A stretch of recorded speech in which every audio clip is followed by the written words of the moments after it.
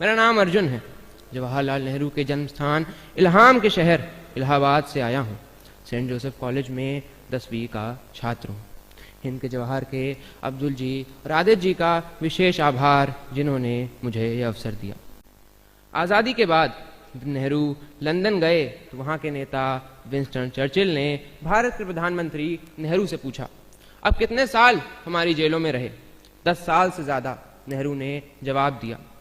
Churchill ने फिर कहा कि तब तो आप हमसे बहुत नफरत करते होंगे। इस पर नेहरू ने कहा, आप गलत कह रहे हैं मिस्टर चर्चिल। हमने एक ऐसे नेता के नेतृत्व में काम किया जिसने हमें 2 चीज़ें सिखाई, कभी किसी से डरना मत और कभी किसी से नफरत मत करना। जब हम तब आपसे डरे नहीं तो अब हम आपसे नफरत क्यों करेंगे? नेहरू देश के आत्मबल और स्वाभिमान के प्रतीक नेहरू, बुद्धिमत्ता की जीती जागती प्रतिमा नेहरू, अंग्रेजों को निर्भीक स्वरों में ललकारने वाले नेहरू, अंधविश्वास, सांप्रदायिकता, जातिवाद से लड़ने वाले नेहरू, क्रांति के अग्रदूत नेहरू और शांति के उपासक नेहरू, भारतीय जनता के हृदय सम्राट नेहरू, विनोबा भावे के शब्दों में कहें तो लोकदेव नेहरू। आज इसी नेहरू को ऐसे प्रदर्शित किया जा रहा है जैसे वो इस देश के शत्रु थे। आलोचना और निंदा में जरा सा फासला होता है। ऐसा नहीं था कि पंडित जी की जीते जी आलोचना नहीं हुई। यहाँ तक कि नेहरू जी ने खुद चाणक्य के नाम से लेख लिखे और खुद अपनी ही आलोचना की। पर कहना ना होगा कि आज के समय नेहरू की आलोचना नहीं, शुद्ध निंदा हो रही है, जिसका सत्य से दूर दूर तक कोई नाता नहीं है। ये निंदा एक कौम के रूप में हमारी खुदगर्जी भी प्रदर्शित कर रही है कि किस तरह हम अपने देश के सबसे बड़े नायक, जो देश की आज़ादी के लिए 10 साल से भी ज़्यादा जेल में रहा, जिसने देश के उत्थान के लिए सर्वस्व लगाया, उस पर एक बेहद पतित तरीके से बात कर रहे हैं। इंग्लैंड से पढ़ाई कर लौटा जवाहरलाल चाहता तो बड़े आराम से ऐशो आराम की जिंदगी बिता सकता था। फिर वो खुद की काती हुई मोटी काती का कुर्ता पहनने लगा, मूंगफली चबाते हुए ट्रेन के तीसरे दर्जे में सफर करने लगा। देखते ही देखते कैम्ब्रिज से पढ़ा लड़का गांव-गांव जाकर किसानों की सभाएं करने लगा और किसानों का नेता बन गया। सरदार पटेल ने भी 1935 में इलाहाबाद की एक सभा में कहा कि किसानों की किसी ने इतनी सेवा नहीं की है जितनी पंडित नेहरू और उनकी पत्नी कमला नेहरू ने की है। नेहरू की ये सादगी और देशवासियों के लिए उनका प्रेम प्रधानमंत्री बनने के बाद भी नहीं बदला। 1960 के दशक में बांध परियोजनाओं का उद्घाटन वो अक्सर वहां मौजूद किसी मजदूर से कराते थे। वे मिट्टी में सने कामगारों के साथ बैठ जाते थे और उन्हें बताते थे कि तुम सिर्फ मिट्टी नहीं ढो रहे हो, तुम अपना मुल्क बना रहे हो। नेहरू क्या थे ये आप महात्मा गांधी के 20 जनवरी 1948 को दिए वक्तव्य से भी समझ सकते हैं।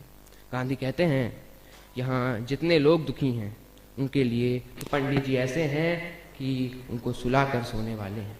मानो एक ही बिछौना है, बाकी सब गीला है, तो नेहरू सूखे में दुखी को सुलाएंगे, खुद चाहे घूमते ही रहें। उनको और आपको धन्यवाद देता हूँ कि हमारे यहाँ ऐसा एक रत्न है। एक ऐसे समय में जब अधिकतर नेता देश को धर्म के नाम पर बांट रहे हैं, तब नेहरू हमारे नेताओं को सिखाने का काम करते हैं कि किस तरह बिना धर्म और जाति का नाम लिए बिना भी लगातार भारी बहुमत से 3 आम चुनाव जीते जा सकते हैं।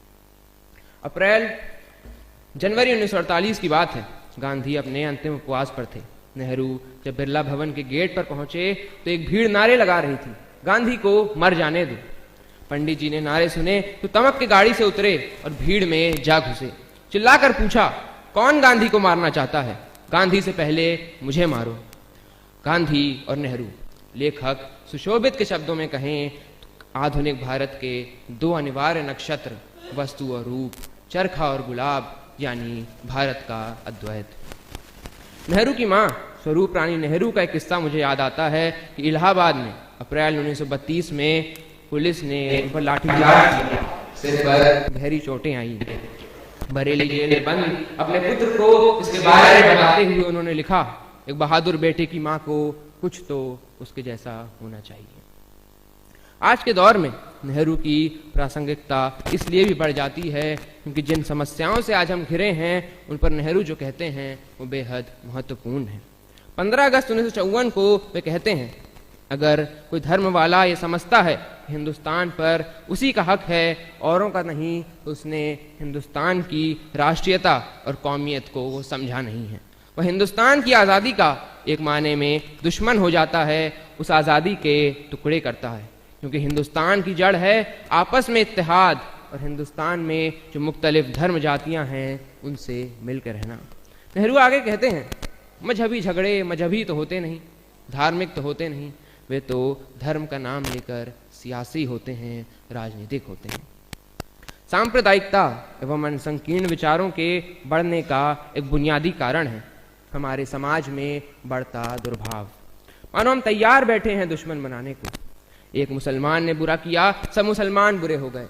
एक हिंदू ने बुरा किया, सब हिंदू बुरे हो गए। हम तैयार बैठे हैं सिद्ध करने को, एक ने सिद्ध किया कि सब सिद्ध हो गए। पर मजे की बात यह है कि अगर एक अच्छा करता है तो सब अच्छे सिद्ध नहीं होते, दुश्मन तो सब सिद्ध हो जाते हैं। इसी दुर्भाव को कम करना है। इसी दुर्भाव गिराने को गांधी अहिंसा कहते हैं, बुद्ध करुणा कहते हैं, जीसस सेवा कहते हैं। ये सब शब्दों के भेद हैं, पर बात ये पक्की है कि तुम सामने वाले में दुश्मन मत देखो। इसीलिए कबीर कहते हैं, घट घट में वह साईं रमता, कटुक वचन मत बोल रे।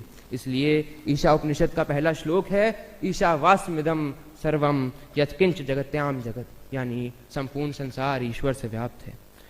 क्योंकि कम से कम हर व्यक्ति में मित्र देखो, क्योंकि हर हृदय में वही है, हर श्वास में वही है। बुद्ध, कबीर, उपनिषद सब यही कहना चाह रहे हैं कि घृणा वैमनस्य क्रोध को बीच में मत लाओ। क्रोधित किस पर होगे, घृणा किससे करोगे, वही एक सब में है। भारत में अगर तमाम हमलों के बाद भी आज अगर लोकतंत्र जीवित है तो इसका श्रेय अगर सबसे पहले किसी को जाना चाहिए तो नेहरू को है।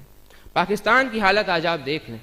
पाकिस्तान के पूर्व प्रधानमंत्री ख्वाजा निजामुद्दीन का कथन मुझे याद आता है कि आज़ादी के वक्त भाई क्लीमेंट एटली का एक कथन मुझे याद आता है कि सौभाग्यशाली था भारत, नेहरू में एक उत्कृष्ट चरित्र और ज्ञान के व्यक्ति को पाकर। नेहरू आज आजाद दुनिया के प्रधानमंत्रियों के अधिनायक हैं। अंत में इतना ही, जिस भी व्यक्ति की श्रद्धा लोकतंत्र, मैत्री, विश्वास, प्रेम में होगी और जिसने भी नेहरू को थोड़ा भी निष्ठा से पढ़ा होगा, वह इस हिंद के जवाहर के देश के प्रति उत्कृष्ट योगदान के लिए अगाध आस्था से भर उठेगा। यूं ही अटल बिहारी वाजपेयी ने नेहरू जी के देहांत पर संसद में दिए भाषण पर उनकी तुलना श्री राम से की थी। धन्यवाद।